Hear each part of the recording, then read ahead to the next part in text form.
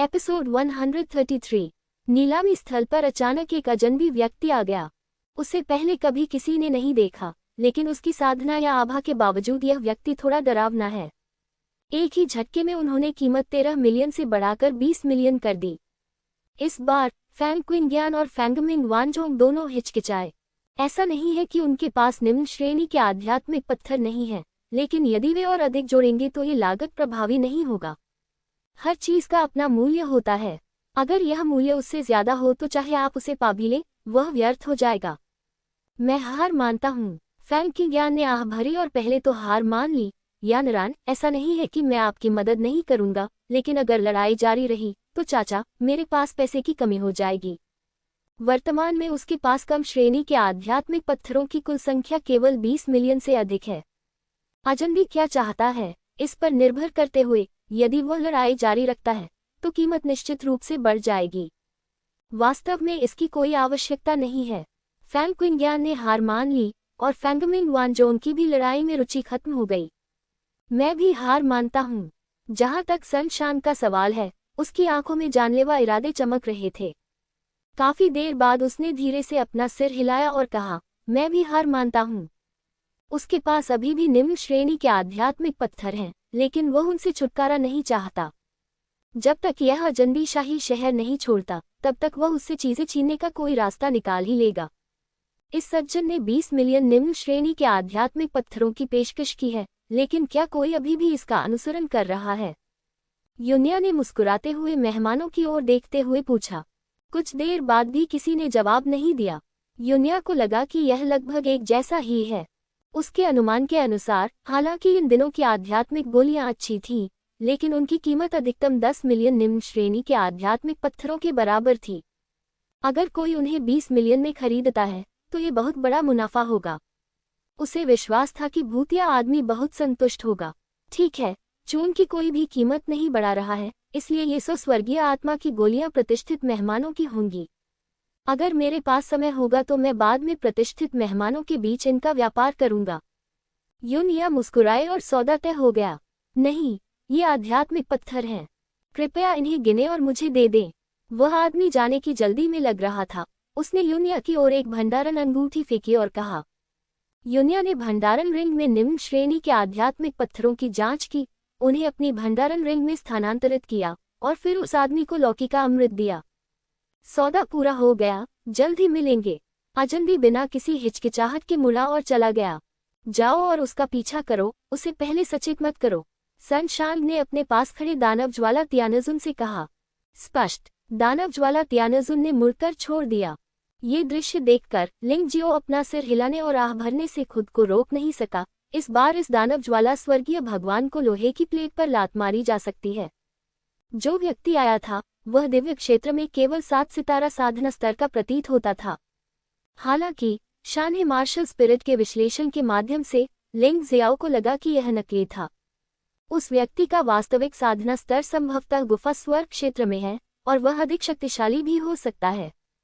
यदि सन शान व्यक्तिगत रूप से उसका पीछा करता है तो ये ठीक हो सकता है, लेकिन दानव ज्वाला तियानजुन को उसका पीछा करने देना मुसीबत को आमंत्रित करना होगा।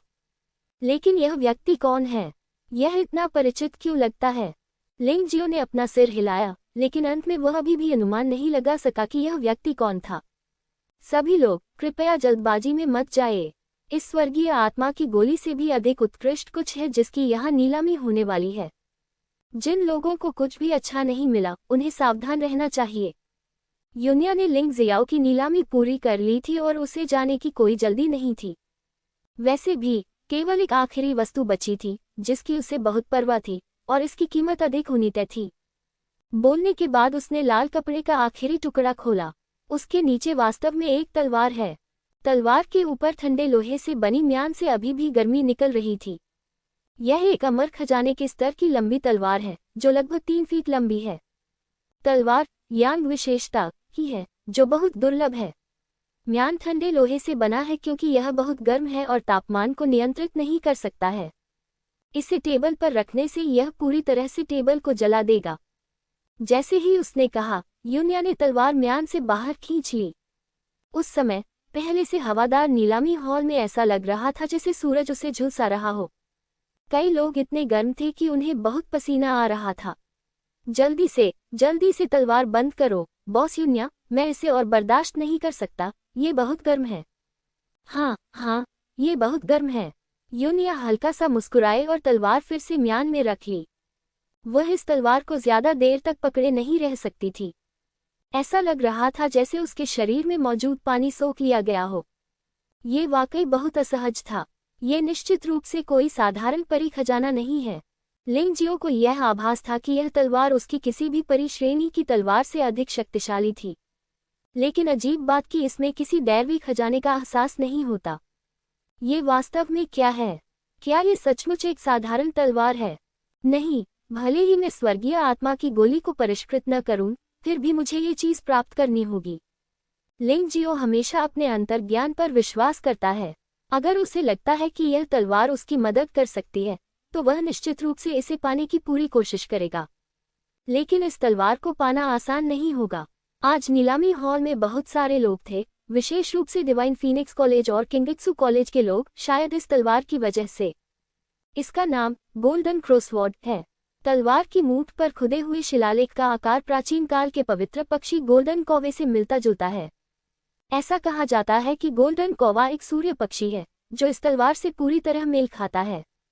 यूनिया ने परिचय देना जारी रखा, नीलामी से पहले मुझे आपको याद दिलाना होगा कि यह तलवार अपना मालिक चुन सकती है और आम लोग इसे नियंत्रित नहीं कर सकते।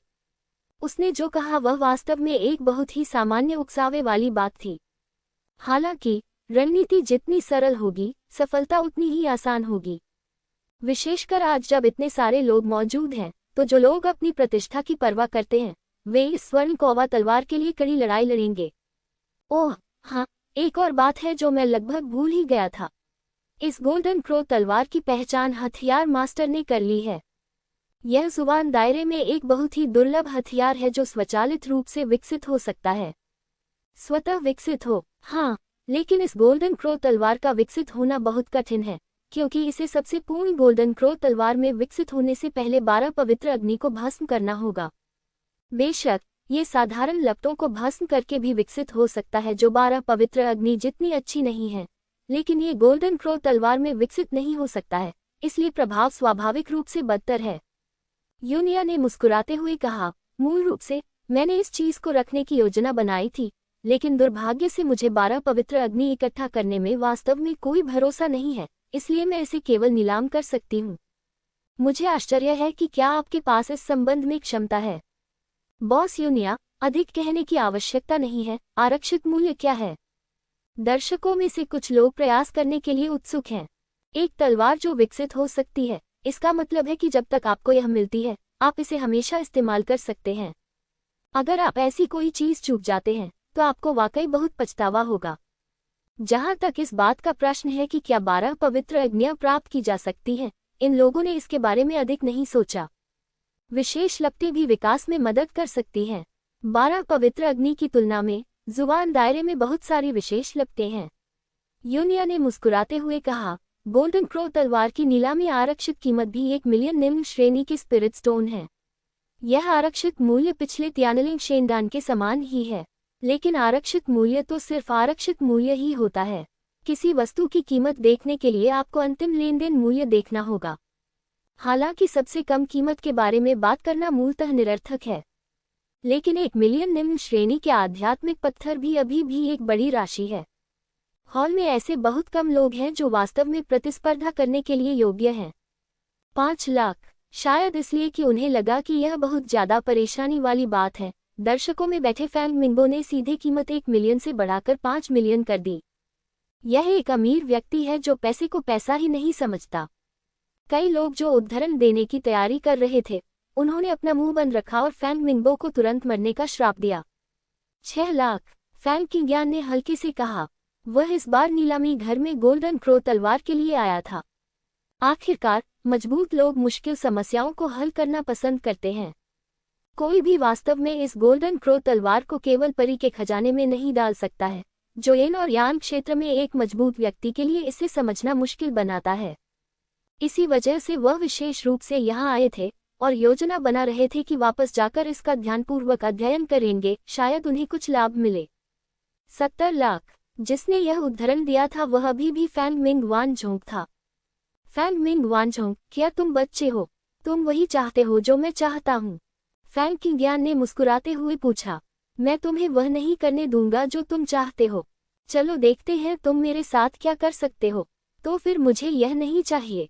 फैंग किंगयान ने ये स्वर्ण कौवा तलवार सिर्फ अध्ययन करने और खेलने के लिए खरीदी थी और इसका कोई वास्तविक मूल्य नहीं है। वह फैंग मिंग वानझोंग के कारण बहुत अधिक पैसा खोना नहीं चाहता था। उन दोनों ने बोली लगाना बंद कर दिया और दृश्य अचानक सुनसान हो गया, जिसकी युनिया ने उम्मीद नहीं की थी। आखिरकार, अगर गोल्डन क्रो तलवार का इस्तेमाल नहीं किया जा सकता है तो ये कई लोगों के लिए बेकार से अलग नहीं होगी। सभी योद्धा मूर्ख नहीं होते। वहां पहले से ही 7 मिलियन निम्न श्रेणी के आध्यात्मिक पत्थर हैं, कौन ये नुकसान उठाना चाहेगा? 70 लाख 10 लाख निम्न श्रेणी के आध्यात्मिक पत्थर। जब युनिया ने सोचा कि तलवार नीलामी में पास होने वाली है तो एक आवाज गूंजी। उसने पलटकर देखा तो वह फैंग यानरान था। लड़की, तुम पागल हो क्या? तुम्हारे पास केवल 5 मिलियन निम्न श्रेणी के आध्यात्मिक पत्थर नहीं हैं? तुम्हारे पास इसे फिर से फिल्माने के लिए पैसे क्यों हैं?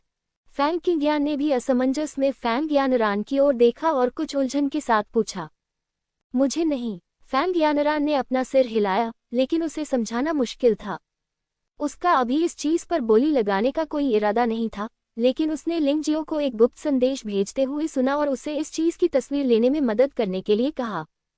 चूंकि वह अपना पैसा खर्च नहीं कर रही है, इसलिए स्वाभाविक रूप से उसे इसकी परवाह नहीं है। लिंग जियाओ स्वयं बोली नहीं लगा सकता। आखिर अब वह मिस्टर घोस्टफेस का किरदार निभा रहे हैं। अगर वह इस तलवार की तस्वीर ले लेंगे तो ये भविष्य में सबके सामने आ जाएगी। यहाँ तक कि कोई भी मूर्ख जानता है कि घोस्टफेस लिंगजियो से संबंधित है। 70 करोड़ 10 लाख निम्न श्रेणी के आध्यात्मिक पत्थर, और कौन है जो कीमत बढ़ाने को तैयार है? युनिया ने चारों ओर देखा, लेकिन पाया कि वह असहाय थी। कोई भी इस परी खजाने के लिए फैंग यानरान के साथ प्रतिस्पर्धा जारी रखने को तैयार नहीं है। अमर खजाने को सिर्फ स्वर्गीय क्षेत्र के योद्धा ही पसंद करते हैं और महत्व देते हैं। जब वे गुफा स्वर्ग के स्तर पर पहुंचते हैं तो वे दिव्य खजाने की खोज करते हैं। हालांकि यह सच है कि गोल्डन क्रो तलवार अपने आप विकसित हो सकती है, लेकिन 12 पवित्र अग्नि की तलाश करने के लिए किसके पास खाली समय है? भले ही उनके पास समय हो, लेकिन वे उन्हें खोजने में सक्षम नहीं हो सकते हैं। ये बात तो एक सुंदर घोटाला जैसी लगती है। ठीक है, गोल्डन क्रो स्वॉर्ड का सफलतापूर्वक फिल्मांकन करने के लिए मिस फैंग यानरान को बधाई। युनिया ने अनिच्छा से परिणाम की घोषणा की। ये देखकर लिंगजियो राहत की सांस लेने से खुद को रोक नहीं सका। गोल्डन क्रो तलवार की कीमत अधिक नहीं है, इसे बहुत कम भी कहा जा सकता है। कम से कम उसके लिए तो यही तरीका काम करता है, क्योंकि यह तलवार उतनी सरल नहीं है जितनी सतह पर दिखती है। युनिया ने जो कहा वह व्यापक नहीं है। हालांकि लिंगजियो ने अभी तक गोल्डन क्रो तलवार का पता नहीं लगाया है, लेकिन जब वह इसे प्राप्त करेगा और इसका ध्यानपूर्वक अध्ययन करेगा तो उसे पता चल जाएगा। फैंग यानरान ने गोल्डन क्रो तलवार ली और फैंग क्विंगयान का पीछा करते हुए सबसे पहले किंगित्सु अकादमी वापस पहुंचा। बेशक, गोल्डन क्रो स्वॉर्ड को भुगतान करने के लिए जिन 7.1 मिलियन निम्न श्रेणी के आध्यात्मिक पत्थरों की आवश्यकता थी, उन्हें खाते में दर्ज किया गया था। आम लोग यहाँ पैसे उधार लेने की हिम्मत नहीं करेंगे और युनिया भी ऐसा नहीं करेगी। इससे ये देखा जा सकता है कि राजकुमार फैंग यनशान के साथ युनिया का रिश्ता साधारण नहीं है। लिंगजियो वीआईपी कमरे से बाहर चला गया और खजाना मूल्यांकन मंडप में चला गया, अपने पैसे वापस लेने, औषधीय सामग्री खरीदने, त्यानलिंग दिव्य गोली को परिष्कृत करने और एकांत में अभ्यास करने के लिए वापस जाने की तैयारी कर रहा था। वह जियानवाओ मंडप में केवल एक पल के लिए इंतजार किया, इससे पहले कि युनिया मुस्कुराहट के साथ वापस आ गया। वरिष्ठ, यहाँ 20 मिलियन निम्न श्रेणी के आध्यात्मिक पत्थर हैं, कृपया इन्हें रख लें। युनिया ने सीधे अपनी स्टोरेज अंगूठी लिंगजियो को सौंप दी। आपका नीलामी घर सचमुच बहुत उदार है। क्या आप कमीशन का उपयोग नहीं करते? लिंगजियाओ ने उत्सुकता से पूछा। इस बार कमीशन माफ कर दिया गया है। इसके अलावा मैंने अपने वरिष्ठ से इस लाल पन्ना कमर बैच को रखने के लिए कहा। हमारे तियानलोंग नीलामी घर की शाखाएं न केवल दिव्य फीनिक्स महाद्वीप में हैं, बल्कि वुक्सियन द्वीप, व्हाइट टाइगर महाद्वीप और यहाँ तक कि अन्य महाद्वीपों में भी हैं। ये कहा जा सकता है कि पूरे जुवानजी में, जब तक आपके पास ये लाल जेड कमर कार्ड है, हमारे त्यानलोग नीलामी घर में चीजों की नीलामी के लिए कमीशन 10% से घटाकर 1% किया जा सकता है। इसके अलावा यदि आप किसी चीज के लिए बोली लगाना चाहते हैं तो इसकी गणना योद्धा के रूप में की जाएगी। युया ने मुस्कुराते हुए कहा, क्या तुम्हें भी ऐसे ही कष्ट नहीं सहने पड़ेंगे? हालांकि लिंग जियो बहुत खुश था, वह ये भी जानता था कि लाल जैद कमर काट पाना इतना आसान नहीं था। वरिष्ठ, संदेह करने की कोई आवश्यकता नहीं है। मैं आपको ये बैच इसलिए दे रहा हूं ताकि आप भविष्य में हमारे व्यवसाय का अधिक ध्यान रखें। यदि कोई नया परिष्कृत अमृत है तो उसे हमारे त्यानलोग नीलामी घर में नीलाम किया जा सकता है। बस इतना ही, युया ने मुस्कुराते हुए कहा। वह ठीक है। लिंग जियो ने लापरवाही से लाल जैक कमर बैच लिया और इसे भंडारण रिंग में रख दिया। यदि आप इसका लाभ नहीं उठाएंगे तो आपको ये बिना किसी कीमत के नहीं मिलेगा। वैसे भी दूसरे पक्ष की आवश्यकताएं अधिक नहीं है। यदि वह भविष्य में पैसा कमाना चाहता है तो उसे संभवतः गोलियों की नीलामी करनी होगी और त्यानलोग नीलामी घर के साथ सहयोग जारी रह सकता है। यूनिया, यह महिला उसकी कल्पना से कहीं अधिक अथाह है। शुरुआत में लिंग जियो ने सोचा कि यह महिला पवित्र राजवंश की एक बहुत ही स्वतंत्र राजकुमारी थी। यहाँ उससे मिलने के बाद उसे लगा कि यह महिला चाले चलने में माहिर है। अभी जब उसने यूनिया को ये कहते सुना कि त्यानलोग नीलामी घर की वास्तव में पूरे जुवानजी में शाखाएं हैं तो उसे अचानक समझ आ गया, ये यूनिया संभवतः उतना सरल नहीं है जितना दिखता है। क्या यह महिला सिर्फ पवित्र राजवंश की राजकुमारी है? वह किस प्रकार की स्वामी है? ये सोचते हुए उसने यूनिया को कुछ और बार देखा, लेकिन पर्वत और नदी मार्शल आत्मा की विश्लेषणात्मक क्षमता इस महिला को नहीं देख सकी। ये 7.1 मिलियन निम्न श्रेणी के स्पिरिट स्टोन्स ले लो। ये गोल्डन क्रॉस वॉर्ड के लिए पैसे हैं। चूंकि वह इसे नहीं देख सकता था, इसलिए लिंग जियो अनुमान लगाने में बहुत आलसी था। वैसे भी वह और यह महिला अब एक सहयोगी रिश्ते में हैं, न कि शत्रुतापूर्ण रिश्ते में, इसलिए चीजों को इतना जटिल बनाने की कोई आवश्यकता नहीं है। तो ये बात है। मिस फैन ग्यानरा ने सीनियर के लिए गोल्डन क्रो तलवार की नीलामी की। युया को अचानक एहसास हुआ, गलत, यह मेरी ओर से लिंग जियाओ को एक उपहार था। मुझे आशा है कि आप इसे लीक नहीं करेंगे, अन्यथा हमारा सहयोग बर्बाद हो जाएगा। लिंग जियाओ ने हल्की से कहा, चिंता मत करो सीनियर, मैं ऐसा नहीं करूंगा। युया महसूस कर सकती थी कि भूख चेहरे वाले आदमी को इस समय उस पर अधिक भरोसा था, अन्यथा वह उसे इस बारे में नहीं बताता। इसलिए उसे इस भरोसे को चुकाना था और स्वाभाविक रूप से उसने समझौते का उल्लंघन करने की हिम्मत नहीं की। हम यहाँ पहले ही काम खत्म कर चुके हैं, अलविदा। लिंग जियो यहाँ ज्यादा समय तक नहीं रुकना चाहता था, अन्यथा अगर यूनिया ने उसकी असली पहचान देख ली तो बुरा होगा। जूनियर तुम्हें विदा करेंगे। यूनिया जल्दी से उसके पीछे चली गई। अब उसे यकीन हो गया था कि भूतिया चेहरे वाला आदमी एक सुपर कीमियागर था। वह नहीं जानती थी कि वह कितना ताकतवर था, लेकिन वह निश्चित रूप से सनशान से कहीं ज्यादा ताकतवर था। लिंग जियाओ ने उसे अपने पीछे आने से नहीं रोका। जब तक वह दरवाजे के बाहर नहीं निकल गया, उसने गली में गायब होने के लिए अपने शरीर के कौशल का उपयोग नहीं किया। बॉस, यह आदमी जवान लगता है और किसी कीमियागर जैसा नहीं दिखता। क्या आप वाकई गलत नहीं हैं?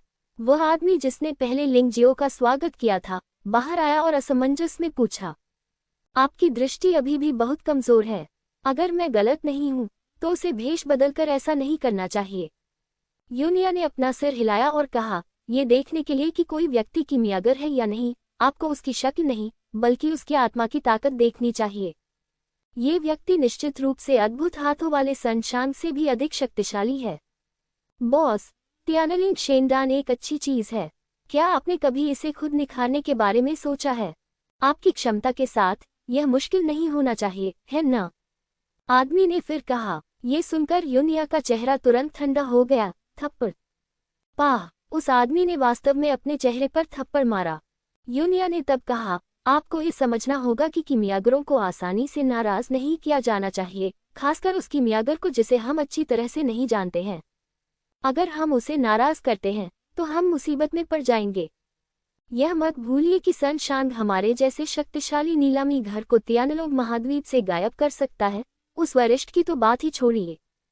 मुझे पता है कि मैं गलत था, लेकिन क्या होगा अगर वह वरिष्ठ व्यक्ति त्यानलिंग गोली का नुस्खा बेचने को तैयार हो जाए? ये बेकार है। मैंने इसका सावधानीपूर्वक विश्लेषण किया है। तियानलिंग गोली में न केवल एक विशेष औषधीय घटक होता है, बल्कि इसमें बहुत ही उत्तम मात्रा में तत्व भी होते हैं और इसे परिष्कृत करने के लिए एक विशेष लॉ का भी उपयोग किया जाता है। यूनिया ने आह भरते हुए कहा, अगर मैं उस औषधीय सामग्री को जोड़ दूं, तो मैं ऐसा करने में सक्षम हो सकती हूँ, लेकिन मेरे पास उस विशेष ज्वाला को पाने की क्षमता नहीं है। क्या यहाँ तक कि आपकी महारानी राजकुमारी भी ऐसा नहीं कर सकती? नहीं। यूनिया ने अपना सिर हिलाया और कहा, तो अब आप समझ गए होंगे कि मुझे उसका पक्ष लेने के लिए इतनी मेहनत क्यों करनी पड़ रही है। उस तरह के व्यक्ति को नाराज नहीं होना चाहिए, और जब तक हम दोस्त बन सकते हैं, हमारा तियानलोंग नीलामी घर अभी की तुलना में अधिक मजबूत होगा। मैं समझता हूँ। किंगक्सू अकादमी लौटकर लिंग जियो सीधे अपने निवास पर वापस चला गया। यह एक अलग कमरा है। किंगक्सू अकादमी में हर किसी का अपना अलग निवास है, जो एक दूसरे को प्रभावित किए बिना योद्धाओं के अभ्यास के लिए अधिक अनुकूल है। आखिर हर योद्धा के अपने अपने छोटे छोटे रहस्य होते हैं। अगर वे सब एक साथ रहेंगे तो बहुत परेशानी वाली बात होगी। कुछ औषधीय सामग्री जो उसने अभी अभी स्टोरेज रिंग से खरीदी थी, उसे बाहर निकालें। लिंग जियो एक नए तियानलिंग शेंडान को परिष्कृत करने वाला था, लेकिन अचानक उसने खिड़की के बाहर एक आकृति को चमकते हुए देखा। कौन? मेरे पीछे आओ, कुछ अच्छा हो रहा है। लिंग जियो ने आवाज स्पष्ट रूप से सुनी। ये वही अजनबी था जिससे वह पहले नीलामी घर में मिला था। ये वह व्यक्ति था जिसने 20 मिलियन निम्न श्रेणी के स्पिरिट पत्थर खर्च करके निम्न श्रेणी का तियानलिंग शेंडान खरीदा था, जिसे उसने परिष्कृत किया था। थोड़ी हिचकिचाहट के बाद उसने जड़ी बूटियों को वापस भंडारण रिंग में रख दिया, दरवाजा खोला और बाहर निकल गया। जो व्यक्ति किंगक्सू अकादमी में प्रवेश पा सकता है, वह कभी भी कमजोर नहीं हो सकता। उसका पीछा करना निश्चित रूप से खतरनाक होगा, लेकिन लिंग जियो को लगा कि इस व्यक्ति के मन में उसके प्रति कोई दुर्भावना नहीं है और वह उसकी अक्लों पर विश्वास करने को तैयार था। पूरे रास्ते पीछा करते हुए लिंग जियो के शरीर कौशल के साथ वह केवल दूर से ही दूसरे पक्ष का पीछा कर सकता था और करीब आने की कोई संभावना नहीं थी। इससे लिंग जियाओ को बहुत आश्चर्य हुआ। वह, जिसने प्रकाश के रहस्य को समझ लिया था, इतना तेज था कि आधे कदम के यिन यान क्षेत्र में एक योद्धा भी उसे चकमा नहीं दे सकता था। लेकिन यह व्यक्ति निश्चित रूप से ऐसा कर सकता था, और उसने उसे इसलिए नहीं छोड़ा क्योंकि अन्य लोगों ने उस पर दया दिखाई थी। वह आदमी किंगक्सू अकादमी के बाहर तक चलते चलते रुक गया और हंसते हुए बोला, आपकी गति अद्भुत है। सामान्य। लिंग जियो ने ध्यान से देखा और तुरंत चौंक गया। ये व्यक्ति कोई और नहीं बल्कि जी निंग थी। क्या जी निंग बेइमो शहर में नहीं था? वह इंपीरियल शहर में क्यों लौटा? यह मामला वास्तव में बिल्कुल भी जटिल नहीं है। हॉन क्यू से लिंग जियाओ की असली पहचान जानने के बाद जी निंग अब वहां नहीं रह सकता था। उसे हमेशा लगता था कि कोई लिंग जियाओ को नुकसान पहुंचाएगा, इसलिए वह गुप्त रूप से लिंग जियाओ की रक्षा करने के इरादे से भेष बदलकर इंपीरियल सिटी में आया। जब वह तियानलोंग नीलामी घर के पास से गुजरा तो उसने सुना कि अंदर तियानलिंग शेंडान की नीलामी हो रही है, इसलिए वह तुरंत अंदर चला गया और अपनी वर्षों की बचत का उपयोग करके 100 तियानलिंग शेंडान खरीद लिए। बस इतना है कि लिंग जियाओ को अभी तक इस बारे में पता नहीं है। यदि आप बुरा न माने तो क्या हम एक दूसरे को अपने नाम से संबोधित कर सकते हैं? जी निंग ने मुस्कुराते हुए कहा, भाई लिंग जियो। भाई जी निंग। हाँ, अच्छा। जी निंग खिलखिलाकर हंस पड़ी। मैं इस बार तुमसे मिलने किसी और कारण से नहीं बल्कि तुम्हें कुछ अच्छा देने के लिए आई हूँ।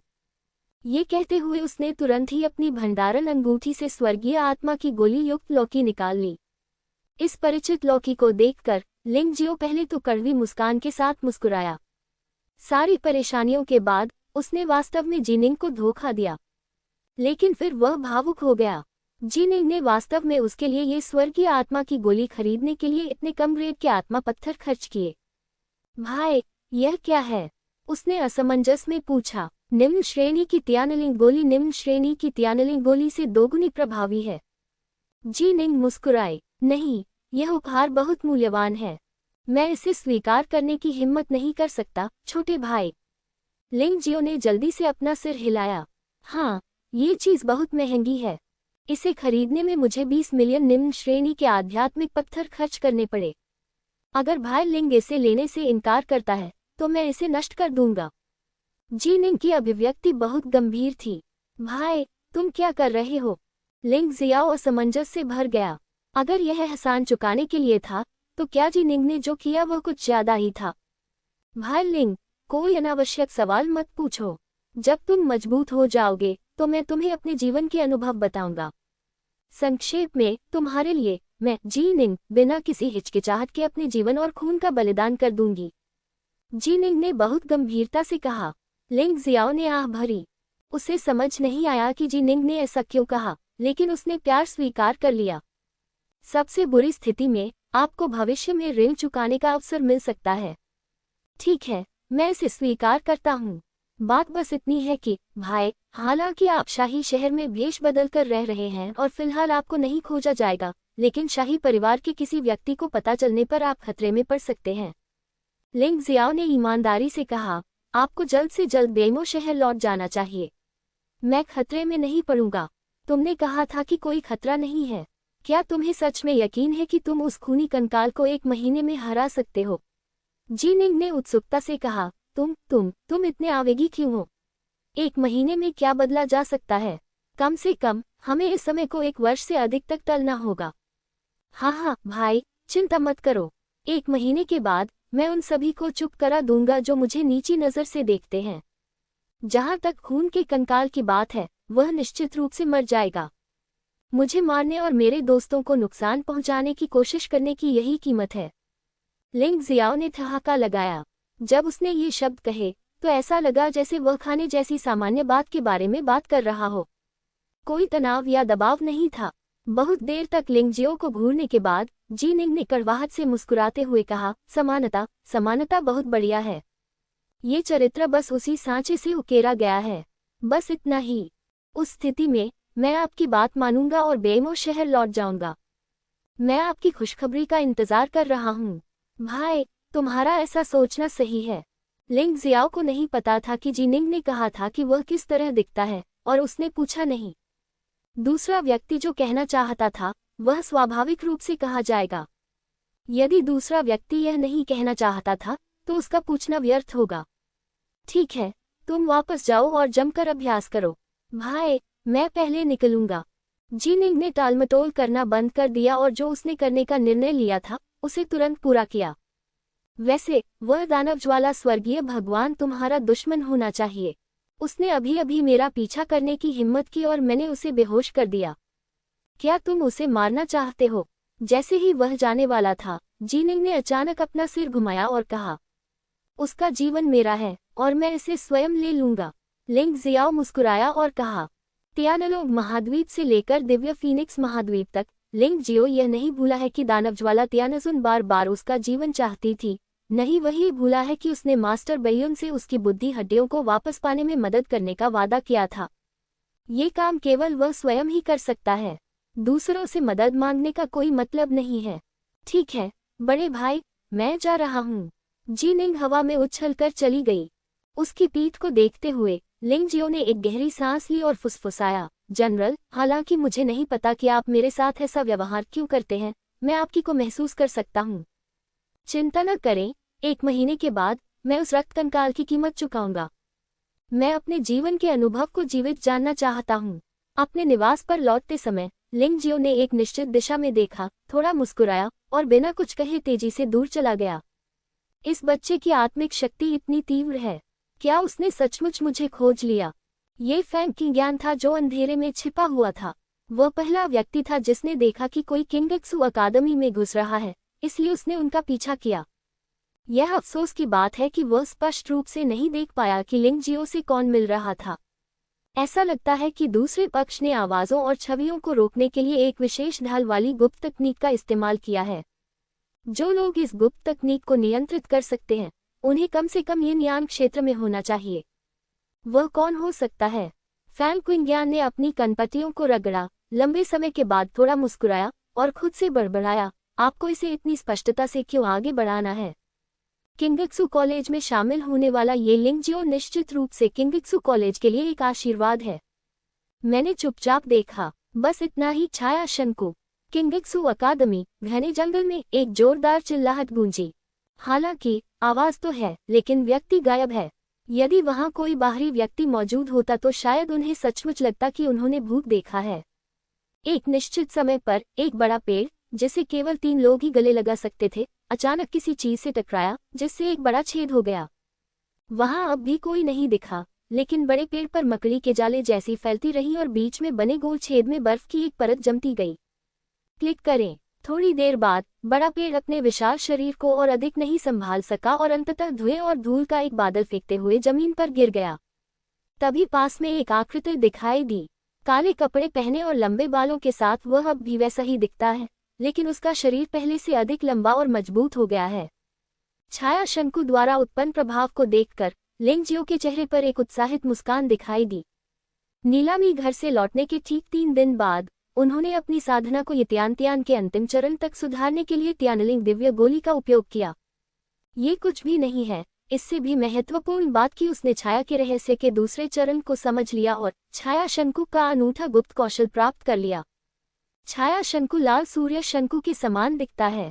इसकी शक्ति छोटी होती है, लेकिन जब इसे छोड़ा जाता है तो प्रतिद्वंद्वी को इसका पता लगाने में पूरी तरह से असमर्थ बना देती है।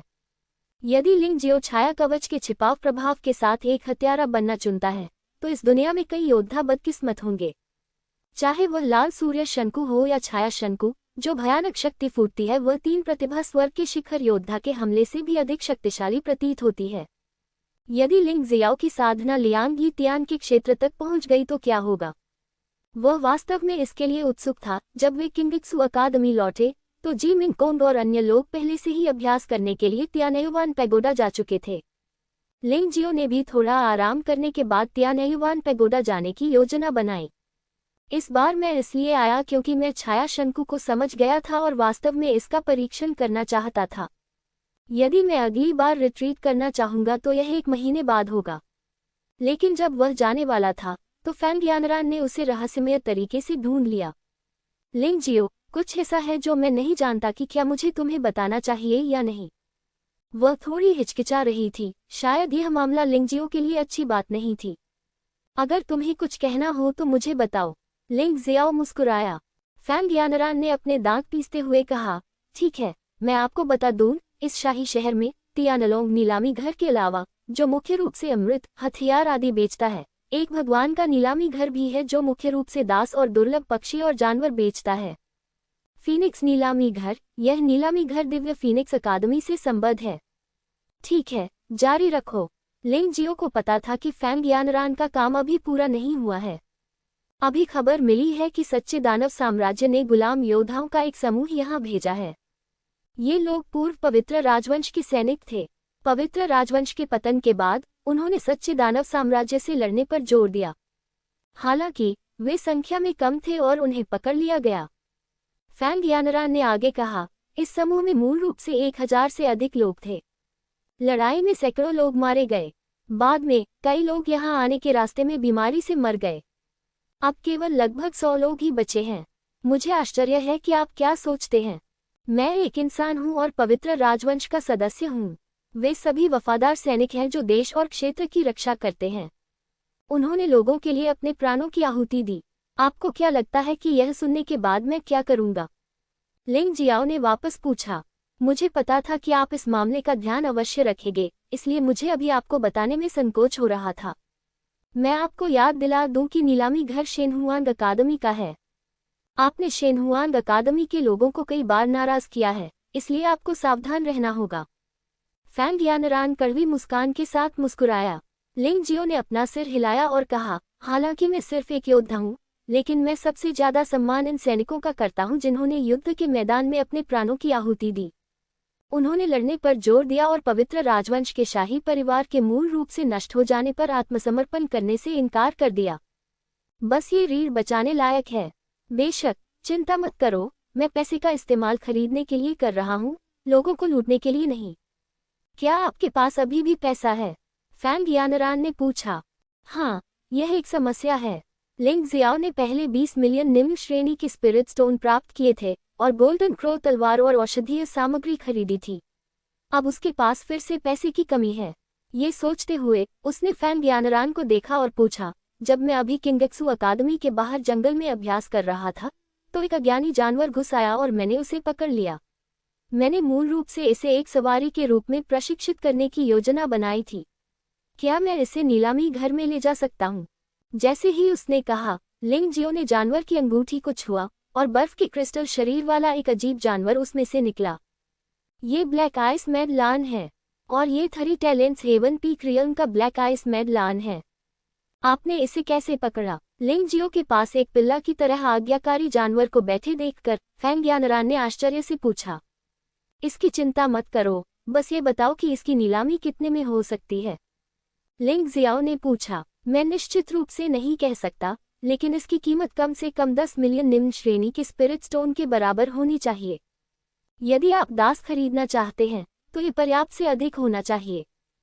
फैंग यानरान ने कुछ देर सोचा और कहा, उस स्थिति में मैं जाऊंगा और बेहतर होगा कि आप मेरा पीछा न करें। आखिरकार आप आइस फीनिक्स कबीले के सदस्य हैं। अगर हम दोनों बहुत करीब आ गए तो ये राजकुमार फैंग यनशान के लिए बुरा हो सकता है। लिंग जियो के बोलने के बाद उसने ब्लैक आइस मैड लान को वापस जानवर की अंगूठी में डाल दिया और शेनहुआन नीलामी घर की दिशा में उड़ गया। फैंग यानरान पीछा करना चाहता था, लेकिन अंततः उसने हार मान ली। चाचा किंग्यान, क्या आप गुप्त रूप से उसकी रक्षा करने में मेरी मदद कर सकते हैं? उसने पीछे मुड़कर देखा तो फैंग किंग्यान अंधेरे से बाहर आ रहा था। इसकी कोई जरूरत नहीं है। ये बच्चा जितना आप सोचते हैं उससे कहीं ज्यादा ताकतवर है। मैं पहले से ही उसकी पहचान जानता हूँ। चूंकि वह हमारे आइस फीनिक्स कबीले के महान परोपकारी का बच्चे है, इसलिए हमें उसके साथ बेहतर व्यवहार करना चाहिए, लेकिन ज्यादा नहीं करना चाहिए। अन्यथा उसे बिगाड़ने से उसकी प्रतिभा विकसित नहीं होगी, इससे उसे नुकसान होगा। फैंग किंग्यान ने अपना सिर हिलाया। ओह, मैं समझा। फैंग यानरान ने उस दिशा की ओर देखा जहां लिंग जियो ने छोड़ा था, असहायता से अपना सिर हिलाया और अंत में हार मानकर उसका अनुसरण करने का फैसला किया। तुम्हें जल्दी से तियानेयुआन पैगोडा जाकर अभ्यास करना चाहिए, अन्यथा तुम्हारी साधना उस बच्चे से आगे निकल जाएगी। फैंग किंग्यान ने मुस्कुराते हुए कहा, यदि आप उसके साथ रहना चाहते हैं तो ताकत में अंतर बहुत बड़ा नहीं होना चाहिए, अन्यथा ये केवल बोझ बन जाएगा। अच्छा ऐसा है। फैंग यानरान निश्चित रूप से इस सच्चाई को समझ गई थी, इसलिए वह जल्दी से तियानेयुआन पैगोडा के लिए रवाना हो गई। भले ही वह साधना में लिंग जियो पर अपनी बढ़त बरकरार नहीं रख सकी, लेकिन अंतर बहुत बड़ा नहीं हो सकता था। शेनहुआन नीलामी घर आक्रोश और अंधकार से भरा हुआ स्थान है। बाहर खड़े होकर आप अंदर पिंजरों में बंद जीवों की चीखें भी सुन सकते हैं। यह विलाप, क्रोध और अनिच्छा है। यहाँ के कुछ दास कभी सेनापति थे जो किसी स्थान की रक्षा करते थे, कुछ समुद्री डाकू थे जिनसे लोग डरते थे, कुछ प्रतिभाशाली योद्धा थे जो प्रसिद्ध हो गए, और कुछ भयानक कैदी थे जिन्हें कैद कर लिया गया था। बेशक उनमें से अधिकांश सामान्य मनुष्य हैं, क्योंकि मानव बुद्धि सभी जातियों में सर्वोच्च है और वे सबसे अधिक कौशल सीख सकते हैं। वे खाना बना सकते हैं, कपड़े धो सकते हैं, साफ सफाई कर सकते हैं और लोगों की सेवा कर सकते हैं। इसलिए मानव दास भी यहाँ सबसे लोकप्रिय हैं और कीमत भी बहुत महंगी नहीं है। लिंग जियाओ को इस बात से बहुत दुख हुआ। वह भी एक इंसान है। अपने ही जैसे लोगों को पिंजरे में बंद देखना और दूसरों द्वारा उन पर उंगली उठाना, यह एहसास वाकई बहुत बुरा है। लेकिन वह ये भी जानता है कि वह आवेगशील नहीं हो सकता। यहाँ कई स्वामी हैं और मूलतः वे सभी त्यानरेंग क्षेत्र के योद्धा हैं। लियांगाई स्वर्ग, सानकाई स्वर्ग और यहाँ तक कि वुक्सिंग स्वर्ग, लियुई स्वर्ग और किक्सिंग स्वर्ग के क्षेत्र में भी स्वामी हैं। इन लोगों ने अपनी आभा को नियंत्रित कर लिया है और वे आम लोगों से अलग नहीं दिखते। लेकिन जब वे सचमुच अपनी ताकत का प्रदर्शन करेंगे तो वे सचमुच डरावने होंगे। यद्यपि वे शाही शहर में हैं, वे कुछ हद तक संयमित होंगे और बेवजह हत्या करने की हिम्मत नहीं करेंगे, लेकिन कुछ छोटी चींटियों को कुचलना कोई बड़ी समस्या नहीं होगी। गहरी सांस लेते हुए लिंग जियो प्रसिद्ध शेनहुआन नीलामी घर में चला गया। प्रवेश द्वार पर गार्ड भी खड़े थे। लिंग जियो ने उन्हें नजरअंदाज किया और सीधे अंदर चला गया। जैसे ही वह अंदर गया, कोई आगे आया। प्रिय अतिथि, आपको किस सेवा की आवश्यकता है? रवैया अच्छा था, जिससे लिंग जियो पर अच्छा प्रभाव पड़ा। मैं इसे नीलाम करना चाहता हूँ। लिंग जियो ने जुवानबिंग पागल शेर को जानवर की अंगूठी से बाहर निकाला और उसे महिला के सामने रख दिया। यह जुवानबिंग पागल शेर है। प्रिय अतिथि, कृपया मेरे पीछे आओ। स्पष्टतः यह महिला केवल अतिथियों के स्वागत के लिए ही जिम्मेदार थी, तथा वह खजाने का मूल्यांकन करने और लेन देन पर बातचीत करने के लिए वास्तव में जिम्मेदार नहीं थी। महिला लिंग जियो को खजाना मूल्यांकन हॉल में ले गई। ये स्थान कुछ हद तक तियानलोंग नीलामी घर के खजाना मूल्यांकन मंडप के समान है, सिवाय इसके कि ये दासों और जानवरों से भरा हुआ है, जो तियानलोंग नीलामी घर में नीलाम की गई वस्तुओं से पूरी तरह से अलग है। देखो, 3 प्रतिभा स्वर्ग क्षेत्र के शिखर पर जुवाना बिन पागल शेर, क्या ये व्यक्ति इसे नीलाम करने जा रहा है? अगर यह नीलामी है तो हमें इस अवसर का लाभ उठाना चाहिए। जुवाना बिन पागल शेर दुर्लभ है। 3 प्रतिभा स्वर्ग क्षेत्र के शिखर पर जुवाना बिन पागल शेर का तो कहना ही क्या, यह उसी क्षेत्र के योद्धाओं से ज्यादा शक्तिशाली है। अगर आप इसे पा लेते हैं तो यह न केवल एक अच्छा सहायक होगा बल्कि एक अच्छा सवार भी होगा। चलो नीलामी हॉल में चले और प्रतीक्षा करें, बाद में निश्चित रूप से नीलामी होगी। भीड़ में से कई लोग जुवाना बिन पागल शेर को देखकर बहुत खुश हुए। उनके लिए यह जुवाना बिन पागल शेर एक खजाना माना जा सकता है। चाहे यह व्यक्तिगत उपयोग के लिए हो या उपहार के रूप में, ये बहुत अच्छा है। प्रिय अतिथि, ये हमारा खजाना मूल्यांकन हॉल है, कृपया मेरे पीछे अंदर आइए। युवती लिंग जियाओ को खजाने के मूल्यांकन कक्ष में ले गई। जैसा कि उसने पहले ही अनुमान लगा लिया था, ये प्यानलोग नीलामी घर से वास्तव में अलग था। वह रोने की आवाज भी सुन सकता था। वह लगभग 11 या 12 साल की एक छोटी सी बच्ची थी जो जैक की मूर्ति की तरह प्यारी लग रही थी, लेकिन आंसुओं की उन 2 रेखाओं को देखकर लोगों को दया आ गई। जानवर, लिंग जियो मन ही मन कोसने से खुद को रोक नहीं सका।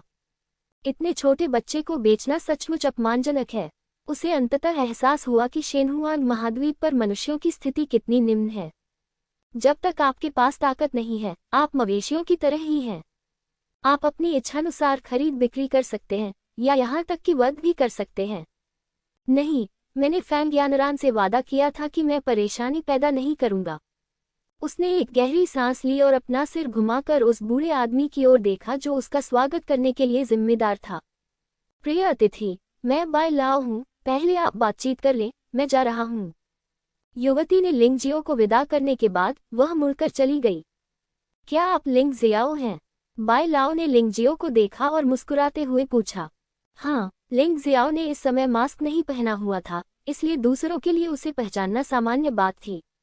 आखिरकार उसने ब्लड स्कल के साथ 1 महीने के लिए अपॉइंटमेंट लिया था, जिसे बहुत से लोग जानते थे। मुझे उम्मीद नहीं थी कि आपके पास नीलामी घर में घूमने का समय होगा। क्या आपको 1 महीने में ब्लड स्कल के हाथों मरने का डर नहीं है? बाय लाओ की आंखों में थोड़ा और उपहास था। लिंग जियो ने शांति से कहा, इसका आपसे कोई लेना देना नहीं है ना? क्या मेरे ब्लैक आइस मैडलान की यहाँ नीलामी हो सकती है? वह इस व्यक्ति से बहस नहीं करना चाहता था। ये फीनिक्स अकादमी से संबद्ध एक नीलामी घर था। ये निश्चित था कि दूसरा पक्ष रक्त खोपड़ी पर निशाना साध रहा था। उसके साथ बहस करने का कोई मतलब नहीं था। बूढ़े बाई ने थोड़ा सा भौहें सिकुड़ी, जाहिर तौर पर थोड़ा गुस्सा था, लेकिन व्यापार तो व्यापार है।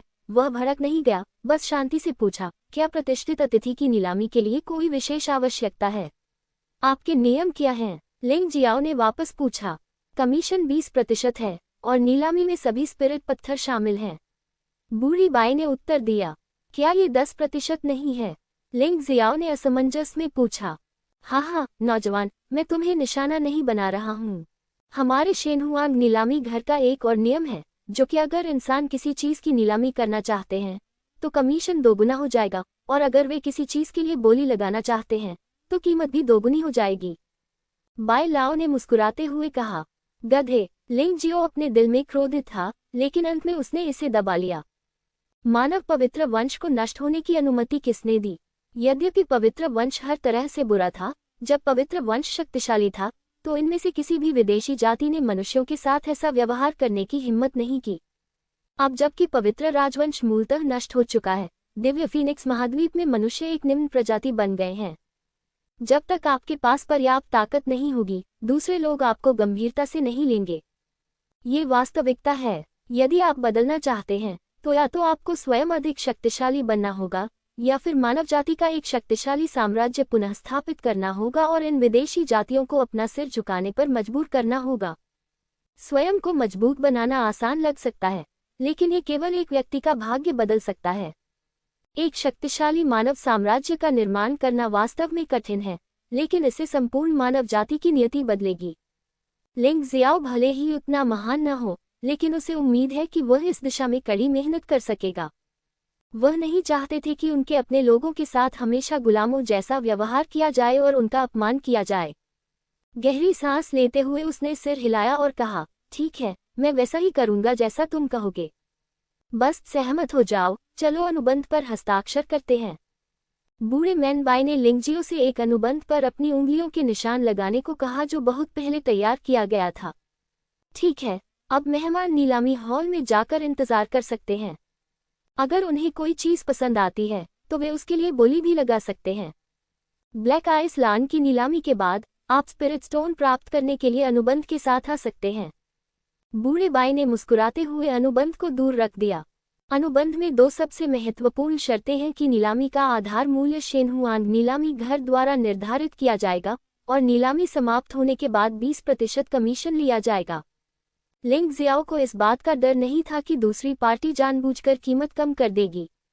आखिरकार नीलामी की कीमत जितनी अधिक होगी, डिवाइन फीनिक्स नीलामी घर उतना ही अधिक कमाएगा। यह नीलामी घर इतना मूर्ख नहीं है कि वह अपने ही वित्तीय मार्ग में बाधा उत्पन्न करे। अनुबंध प्राप्त करने के बाद लिंग जियाओ एक वेटर के नेतृत्व में नीलामी हॉल में चला गया।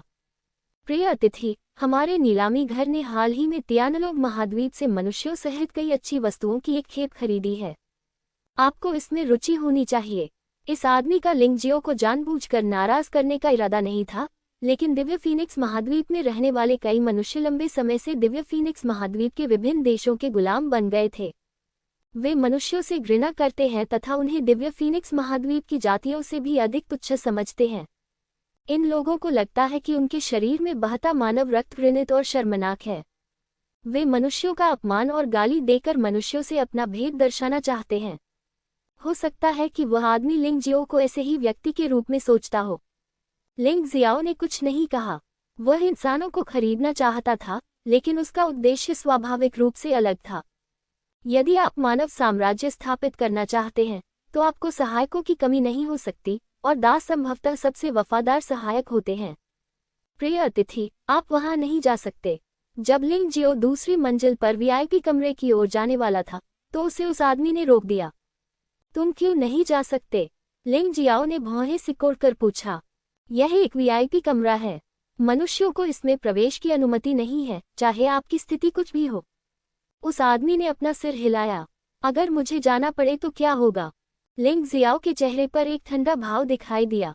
बात सिर्फ इतनी थी कि उनका कमीशन लगभग 2 गुना कर दिया गया था, लेकिन उन्हें वीआईपी क्षेत्र में भी प्रवेश करने की अनुमति नहीं थी, जिससे वे बहुत दुखी थे।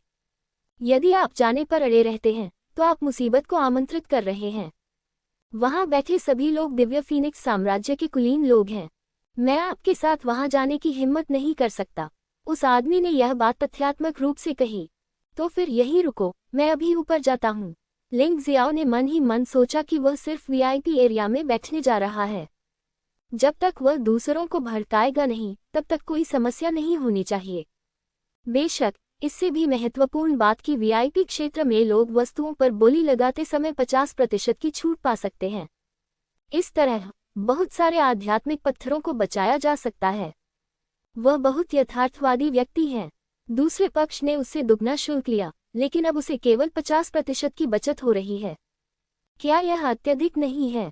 इसके बारे में सोचते हुए लिंग जियो ने अपने पैर उठाए और वीआईपी क्षेत्र की ओर चल दिया। जैसे ही वह सीढ़ियों के बाहर पहुंचा, 2 बड़े और गोल-मटोल लड़कों ने उसे रोक लिया। नीचे खड़ा आदमी व्यंग्यात्मक लहजे में बोला, तुम मूर्ख इंसान हो, एक घटिया इंसान हो, तुम वीआईपी क्षेत्र में भी जाना चाहते हो। अगर तुम हमारे प्रतिष्ठित मेहमानों को परेशान करोगे तो क्या करोगे? जब वह इस बारे में सोच रहा था तो उसने कभी यह नहीं सोचा था कि वह भी एक इंसान है और एक गुलाम है जिसे यहाँ बेचा गया है। यह आदमी सतह पर तो इंसान जैसा दिखता है, लेकिन उसका मनोविज्ञान पूरी तरह विकृत है। ये वह जगह नहीं है जहाँ तुम्हें होना चाहिए, बाहर निकल जाओ। उनमें से एक बलवान व्यक्ति ने अपना हाथ बढ़ाया और लिंग जियो की ओर धक्का दिया। दूसरों ने कार्रवाई की है। लिंग जियो को क्या करना चाहिए? टकराना। आह! मजबूत आदमी ने लिंग जियो को धक्का नहीं दिया, लेकिन उसकी कलाई सीधे लिंग जियो द्वारा तोड़ दी गई। ये तो बस एक छोटी सी सजा है।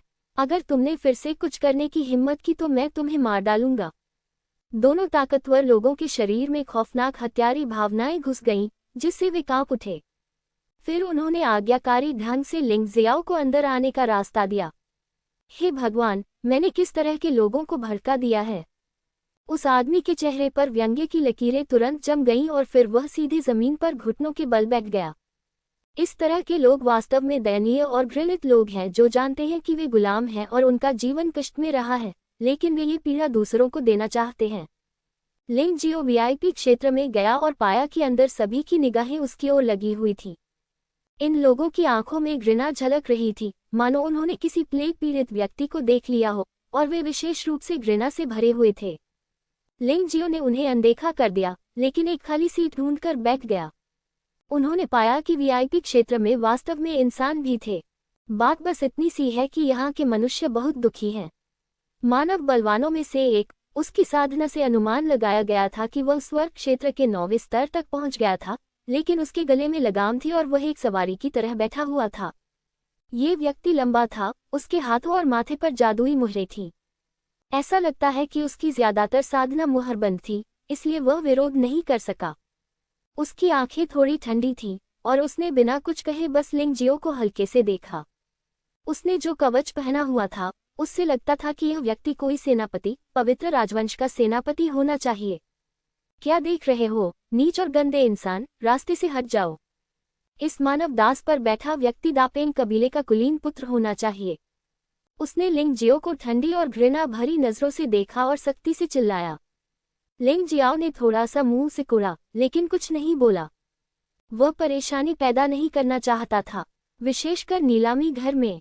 आखिर उसकी चीजें नीलाम होनी थी और वह तियानलोंग महाद्वीप से दास भी खरीदना चाहता था, इसलिए वह कोई बड़ी बात नहीं करना चाहता था। कुतिया, क्या तुमने सुना मैंने क्या कहा? मैंने तुमसे कहा था कि बाहर जाओ और मेरे बगल में मत बैठो। आवाज तेज हो गई, और दूसरे पक्ष में तथाकथित रईसों जैसा सज्जनता वाला व्यवहार बिल्कुल नहीं था। यह एक गली की बदचलन औरत और एक ठग का मिश्रण जैसा था। लिंग जियाओ खड़ा हुआ, मुस्कुराते हुए युवक की ओर देखा और कहा, तुम किसके बारे में बात कर रहे हो, कमीने? मैं तुम्हारे बारे में बात कर रहा हूँ, कमीने। ओह, यह मैं हूँ, कमीने। ये सचमुच अजीब है, मैंने कभी किसी को खुद को इतना गिराते नहीं देखा। लिंग जियाओ हल्का सा मुस्कुराया। अरे, तुम कोने में जाकर मुझे डांट रहे हो। युवक को अंततः होश आया। वह अचानक उछल पड़ा और जोर से गाली देने लगा। मैंने तुम्हें डांटा नहीं, तुम खुद का अपमान कर रहे थे। क्या तुम्हारी माँ ने तुम्हें बोलना और व्यवहार करना नहीं सिखाया? लिंग जियाओ बहुत निराश था। दिव्य फीनिक्स साम्राज्य के पूरे शाही शहर में उसने बहुत से सच्चे विनम्र रईसों को नहीं देखा था। मूल रूप से वे सभी बहुत ही घमंडी, अहंकारी और अशिष्ट लोग थे। हा, यानपेंग, वास्तव में एक नीच इंसान तुम्हें चिढ़ा रहा है। अगर तुम कुछ नहीं करोगे, तो मुझे डर है कि अगर बात फैल गई तो तुम हंसी का पात्र बन जाओगे। उसकी हिम्मत कैसे हुई? वह बच्चा अब बहुत मशहूर हो गया है।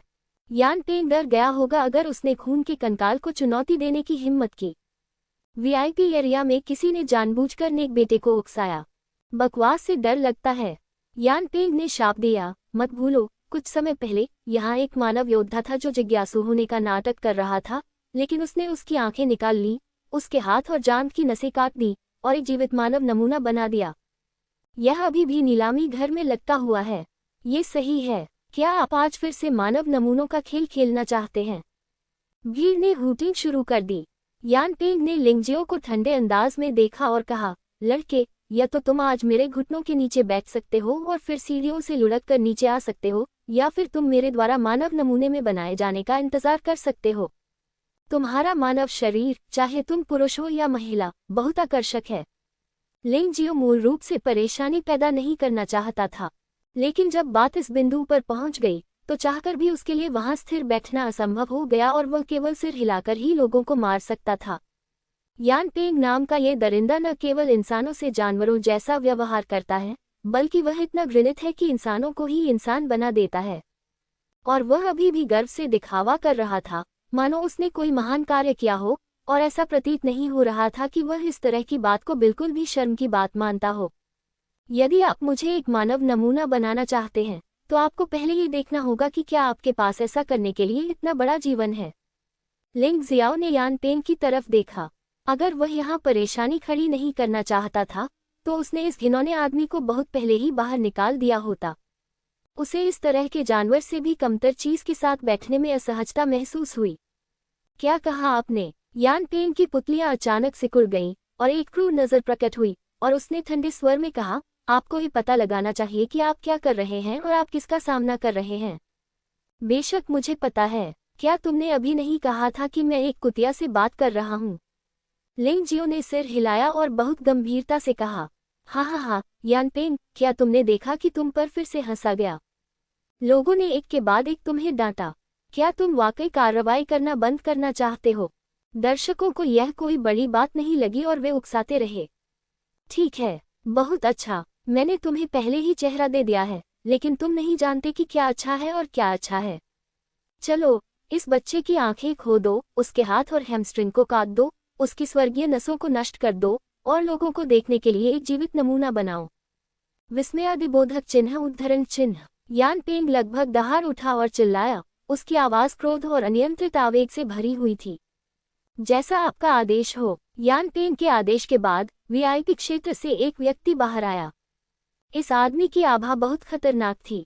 वह अंधेरे में छिपा हुआ एक हत्यारा लग रहा था। वह बिना हिले डुले वहीं बैठा रहा जब तक कि यानपेंग की आवाज नहीं आई और वह अचानक सबके सामने आ गया। यह एक ऐसा व्यक्ति है जिसे अस्तित्व का कोई बोध नहीं है, लेकिन वह एक बेहद खतरनाक व्यक्ति भी है। लिंग जियो ने इस आदमी को उदासीनता से देखा और खुद को रोक नहीं सका और कहा, आप भी एक इंसान हैं, क्या आप इस कमीने का गुलाम बनने और उसी तरह के लोगों को मारने के लिए तैयार हैं? मैं केवल पैसा पहचानता हूँ, आदमी ने ठंडे स्वर में उत्तर दिया। तुम पैसे के कारण मर सकते हो। लिंग जियाओ को वे दिव्य फीनिक्स जनजातियां पसंद नहीं थी जो मनुष्यों का अपमान करती थी, और वह उन लोगों से भी नफरत करता था जो इन जनजातियों के लिए कुत्ते बनने को तैयार थे। इंतजार। जब लिंग जियो कार्रवाई करने वाला था, तो पहले वाली बूढ़ी बाई प्रकट हुई। उसने उग्र युद्ध को रोक दिया और यानपेंग से सम्मानपूर्वक कहा, मास्टर यानपेंग, ये दिव्य फीनिक्स नीलामी घर है। कार्रवाई करना हमेशा एक बुरा विचार है। अगर सम्राट नाराज हो गया, तो मुझे डर है कि आप इसे बर्दाश्त नहीं कर पाएंगे, मास्टर। मुझे आशा है कि युवा स्वामी अपना जीवन वापस ले लेंगे और मेरी कठिनाइयों के प्रति विचारशील होंगे। बेशक, मैं निश्चित रूप से इस इंसान को आपसे माफी मांगने दूंगा और उसे वीआईपी क्षेत्र छोड़ने के लिए कहूंगा, और वह आपको कभी भी कोई परेशानी नहीं देगा। उसको छोड़ दो। हालांकि यानपेंग का जन्म दापेंग जनजाति में हुआ था और वह एक कुलीन भी था, फिर भी दापेंग जनजाति और बिंगफेंग जनजाति के बीच एक अंतर था। नीलामी घर में बल का प्रयोग करना वास्तव में अनुचित होगा। इसलिए गहरी सांस लेने के बाद उन्होंने खुद को रोका और अपने आदमियों की ओर हाथ हिलाकर उन्हें वापस जाने का संकेत दिया। हालांकि उसे बिल्कुल भी एक और वाक्य नहीं जोड़ना चाहिए था, लड़के, आज तुम भाग्यशाली हो। ये शेनहुआंग नीलामी घर है। मैं सम्राट का चेहरा दिखाऊंगा और तुम्हें नहीं छूऊंगा, लेकिन इस नीलामी घर से निकलने के बाद मुझे तुम्हें एक जीवित नमूना बनना होगा, अन्यथा मैं अपना चेहरा कैसे खो सकता हूँ? ये सुनकर लिंग जियो की आंखों में जानलेवा इरादे चमक उठे। कोई भी व्यक्ति धमकियों के प्रति उदासीन होकर चुपचाप नहीं बैठेगा। यही बात लिंग जियाओ पर भी लागू होती है। इसके अलावा मार्शल आर्ट्स की उनकी यात्रा आसान नहीं है, और वह अच्छी तरह से जानते हैं कि उन्हें अपने पीछे कोई नुकसान नहीं छोड़ना चाहिए। कुछ खतरों को पूरी तरह से खत्म कर देना चाहिए, जबकि वे अभी भी अपनी प्रारंभिक अवस्था में हैं। अन्यथा भविष्य में अवश्य ही बहुत परेशानी होगी। रहस्यमयी दुनिया में कुछ भी सही या गलत नहीं है। इसके कोई भी मायने नहीं हैं। तथाकथित सही और गलत, तथाकथित सत्य, शक्तिहीन लोगों की असहाय दहाड़ मात्र हैं। सब कुछ शक्ति और सामर्थ्य पर निर्भर करता है। बच्चे, ये शेनहुआंग नीलामी घर है। हमारा नियम है कि मनुष्यों और जानवरों को वीआईपी क्षेत्र में प्रवेश करने की बिल्कुल भी अनुमति नहीं है। अब यहाँ आओ, घुटने टेको और तुरंत मास्टर यानपेंग से माफी मांगो, या तुम अपनी जान बचा सकते हो, अन्यथा मैं तुम्हें नहीं बचा सकता। बूढ़े बाई ने लिंग जियो को देखा और सख्ती से चिल्लाया। यानपेंग के सामने वह एक नौकर की तरह सम्मानपूर्वक व्यवहार कर रहा था। लिंग जियो के सामने वह एक मास्टर की तरह घमंडी था। ताकत के अलावा यह शायद इसलिए था क्योंकि लिंग जियाओ में शक्ति की कमी थी। शक्तिशाली पवित्र राजवंश के समर्थन के बिना एक इंसान के रूप में लिंग जियाओ की वास्तव में कोई हैसियत नहीं थी। ये सुनकर लिंग जियो के चेहरे पर कोई भाव नहीं था। उसने बहुत अधिक तिरस्कार और अवमानना देखी थी, और वह इसका आदी हो चुका था। वह जानता था कि यह ऐसी चीज नहीं है जिसे आप दहाड़ने, चिल्लाने या तर्क करने से हल कर सकते हैं। अगर वह आज हार मान लेता है, तो यह उसके जीवन पर एक दाग बन जाएगा। क्या तुम सचमुच मरना चाहते हो? बूढ़े बाई ने लिंग जियो को घूर कर देखा, जैसे कि वह बहुत पहले ही भूल गया था कि लिंगजियो नीलामी घर का मेहमान था। अगर तुम वह नहीं करोगे जो मैं कहता हूँ तो तुम्हें उस चीज के पैसे नहीं मिलेंगे। धमकी, बेईमानी से दी गई धमकी। पहले तो वे सिर्फ 2 गुना कमीशन काट लेते थे, लेकिन अब वे आध्यात्मिक पत्थर भी नहीं देना चाहते। ये शेनहुआंग नीलामी घर का कुरूप चेहरा है। लिंग जियाओ की अभिव्यक्ति अधिक से अधिक उदास होती गई। बूढ़े आदमी, तुम कोशिश कर सकते हो। मैं आज इस वीआईपी क्षेत्र में बैठूंगा, देखते हैं कौन मुझे भगा सकता है। लिंग जियाओ की ठंडी आवाज उसके मुंह से निकली। चूंकि दूसरे लोग तुम्हें सम्मान नहीं देते, इसलिए तुम्हें खुद के लिए सम्मान अर्जित करने के लिए अपनी क्षमता का उपयोग करना होगा। एक पेड़ अपनी त्वचा पर रहता है और एक व्यक्ति अपने चेहरे पर रहता है। कुछ लोग बेशर्म हो सकते हैं, लिंग जियो नहीं कर सकता। वीआईपी एरिया में सबकी आंखें आश्चर्य से भरी थीं। कुछ लोगों ने न केवल यानपेंग को नाराज किया, बल्कि शेनहुआंग नीलामी घर को भी अपमानित करने का साहस किया। यह आदमी बहुत घमंडी और कृतघ्न है। बच्चे, टोस्ट पीने से इनकार मत करना। मैं अभी तुमसे अच्छे से बात कर रहा हूँ और बाद में मैं तुम्हें इस नीलामी घर से तिरछा होकर बाहर जाने दूंगा। क्या तुम्हें इस पर विश्वास है? बाय लाओ बहुत दुखी था। वह आगे इसलिए आया क्योंकि लिंगजियो किंगित्सु अकादमी का शिष्य था। वह नहीं चाहता था कि लिंगजियो की यहाँ हत्या हो, अन्यथा उनका नीलामी घर फंस जाएगा। लेकिन मुझे उम्मीद नहीं थी कि लिंगजियो वाकई जिद्दी था। उसने उसकी एक भी बात नहीं सुनी। न केवल वह माफी मांगना नहीं चाहता था, बल्कि वह जाने को भी तैयार नहीं था। हाँ, मैं अपना टोस्ट नहीं पीना चाहता। आपने मुझे कब टोस्ट किया है? मत भूलिए, मैं भी नीलामी घर का मेहमान हूँ। आपके शेनहुआंग नीलामी घर के नियमों के अनुसार जिस किसी की भी नीलामी की गई वस्तु की कीमत 10 मिलियन से अधिक निम्न श्रेणी की स्पिरिट स्टोन है, वह वीआईपी सीटों पर बैठने के लिए पात्र है। तुम चाहते हो कि मैं घुटनों के बल बैठकर उससे माफी मांग लूं और बाहर निकल जाऊं? क्या इसे ही टोस्ट कहते हो? तुम मेरा बिल्कुल भी सम्मान नहीं करते, पर चाहते हो कि मैं तुम्हारी सलाह मानूं। दुनिया में ऐसा तक कहाँ है? उनकी जुबान बिन कुंगशी की कीमत कम से कम 10 मिलियन निम्न श्रेणी के स्पिरिट पत्थरों के बराबर है, और यह भी नहीं बताया गया कि बाद में वे दासों के लिए बोली लगाएंगे। दोनों को मिलाकर यह वीआईपी सीटों पर बैठने के लिए पर्याप्त से अधिक है। जहां तक इस नियम का सवाल है कि यहाँ मनुष्यों का आना वर्जित है, तो इसे किसी ने निजी तौर पर जोड़ दिया था। नीलामी घर में प्रवेश करते समय लिंगजियो ने इस शो के सभी नियम याद कर लिए थे। वह नहीं चाहता था कि कोई दूसरा उस पर नियंत्रण रखे। ये स्पष्ट है कि बाय लाओ के रवैये ने उन्हें कोई सम्मान नहीं दिया। उसने उसे ये भी धमकी दी कि वह उसे नीलामी की वस्तुओं के लिए स्पिरिट स्टोन नहीं देगा। ऐसा करने का उद्देश्य सिर्फ यानपेंग नामक युवक को शांत करना था। बेवकूफ, ये तुम्हारे लिए एक टोस्ट है। अगर यह एक दंडात्मक पेय है, तो मैं नीलामी घर से किसी को घायल करने के लिए तुम्हें मौके पर ही मार सकता हूँ। बूढ़े बाई को नहीं लगता था कि मनुष्य के प्रति उसके रवैये में कुछ भी गलत था। मनुष्य तो बस जानवर हैं। आपको अपमानित किया जा सकता है और इच्छानुसार आदेश दिया जा सकता है। उनकी राय में लिंगजियो को उसे दोष नहीं देना चाहिए, बल्कि आंसुओं के साथ उसे धन्यवाद देना चाहिए। लिंगजियो की जान बचाने के लिए उसे धन्यवाद देना चाहिए। तो ये तुम्हारा दंड पे है, मैं समझता हूँ। लिंगजियो के चेहरे पर गुस्सा गायब हो गया और उसकी जगह मुस्कान आ गई। बेशक, तर्क के बारे में बात करना बेकार है। अंतिम विश्लेषण में सब कुछ इस बात पर निर्भर करता है कि किसकी मुट्ठी बड़ी है, अन्यथा आप जो कहते हैं वह बकवास है। टकराना, किसी ने नहीं देखा कि लिंगजियाओ ने ये कैसे किया। घमंडी बूढ़ा आदमी एक पल में दूसरी मंजिल पर स्थित वीआईपी क्षेत्र से पहली मंजिल पर स्थित नीलामी क्षेत्र में गिर गया। बहुत जोरदार आवाज हुई, जिससे बोली लगा रहे कई अतिथि चौंक गए। यह नीलामी घर से मास्टर बाई है। उसे कैसे पीटा गया? शेनहुआंग नीलामी घर में परेशानी पैदा करने की हिम्मत किसमें है? और वीआईपी क्षेत्र में यह एक महान बच्चे होना चाहिए। मास्टर बाई को इस बार नुकसान उठाना पड़ा है। यहाँ तक कि सम्राट भी उन रईसों को भड़का नहीं सकता। आखिरकार चुनाव शुरू होने वाले हैं और सम्राट का इरादा राजकुमार फेंगमिन किशान को सिंहासन पर बैठाने का है। यह कोई नेक बच्चे नहीं लगता। नहीं, कौन है? धुआं और धूल छट गई और कई लोगों ने दूसरी मंजिल पर खड़ी आकृति को स्पष्ट रूप से देखा। एक नौजवान, उड़ते काले बालों वाला एक नौजवान। मैं उसे पहचानता हूँ। क्या ये लिंगजियाओ नहीं है जिसने ब्लड स्कल के साथ जीवन मरण की लड़ाई का समझौता किया था? ये सचमुच वही है। तुमने शेनहुआंग नीलामी घर में परेशानी पैदा करने की हिम्मत की। बूढ़े आदमी बाई को वास्तव में उम्मीद नहीं थी कि लिंग जियो इतना सख्त होगा कि उसने उसे पीटने की हिम्मत भी की। वह स्पष्ट रूप से लिंग जियाओ से अधिक शक्तिशाली था, लेकिन वह स्पष्ट रूप से नहीं देख पाया कि दूसरे पक्ष ने कैसे अपना कदम उठाया। कायरता की यह भावना वास्तव में बहुत पीड़ादायक थी। तुम गलत हो। मैं शेनहुआंग नीलामी घर में परेशानी पैदा नहीं करने जा रहा हूँ, मैं तो बस तुम्हें सबक सिखाना चाहता हूँ। लिंग जियो ने अपनी आवाज़ बहुत ऊंची की और ठंडे स्वर में कहा, क्या आपको लगता है कि आप यहाँ के बॉस हैं और आप मुझे बेईमानी से अपमानित कर सकते हैं?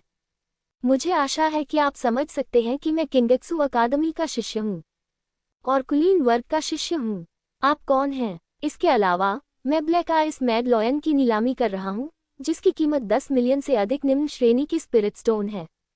अगर मैं इस नीलामी आइटम को अभी ले लूँ तो क्या आप शेनहुआंग नीलामी घर के नुकसान की भरपाई कर सकते हैं? ये दुर्भाग्यपूर्ण है कि शेनहुआंग नीलामी घर में तुम्हारे जैसा मूर्ख है। हाँ, ठीक कहा भाई लिंग, मुझे दोष मत दो। ये वास्तव में ये बुरा आदमी है जो अंधा है और तुम्हें गुस्सा दिलाता है।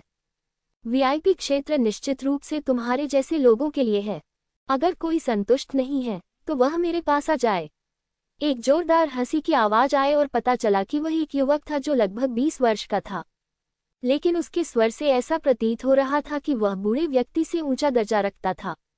युवा मास्टर। जब बूढ़े व्यक्ति ने इस व्यक्ति को देखा तो वह जल्दी से उठ खड़ा हुआ और आदरपूर्वक चिल्लाया, बेकार, तुम भाई लिंग से माफी क्यों नहीं मांगते? युवक ठंडे स्वर में चिल्लाया, माफी मांगने की कोई जरूरत नहीं है, वह वैसे भी ईमानदार नहीं होगा। चूंकि युवा मास्टर आगे आया है, मैं लिंग जियो आपको यह चेहरा दूंगा। मैं नीलामी में देरी नहीं करना चाहता, लेकिन आपके नीलामी घर में किसी ने मेरा अपमान किया था, इसलिए एक स्पष्टीकरण होना चाहिए, है ना? लिंग जियो ने पहले ही कार्रवाई कर ली थी और वह निश्चिंत था, इसलिए स्थिति को बढ़ाने की कोई आवश्यकता नहीं थी।